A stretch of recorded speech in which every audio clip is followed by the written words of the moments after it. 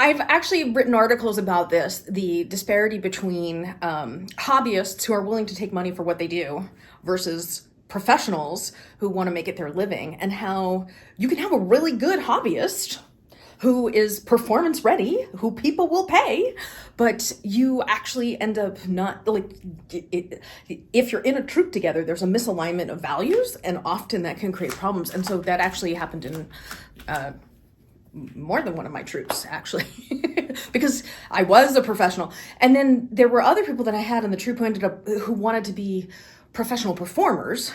So they wanted a higher standard than I needed for what I was doing. It's a fascinating thing to see the dynamic, because you just don't know until you get into it and you realize there's a misalignment of what you're all looking for. And it usually doesn't show up until you're invested, unless you go into it having had that conversation initially, which is tough because you don't know what you don't know. And back when you started a couple of decades ago, there was, I mean, like, even having a pro troupe was like, what? Holy, oh wow, oh my God, you spin fire. Like, it was just such a novelty, you know? You couldn't even find it on YouTube. There was no YouTube. It's comped, right?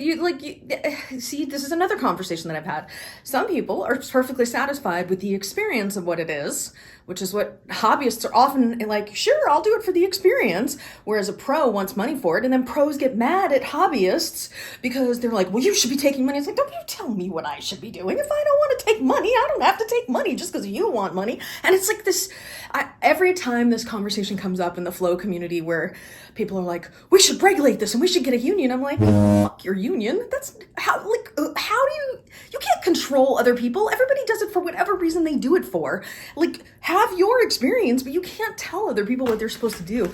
But I definitely relate to the whole thing where over practicing and doing the same routine all the time can really take the, like, flow out of it. Fun until it's not fun, right? Like, when I had my residency at Six Flags, I was like, I am not a performer. I'm a teacher.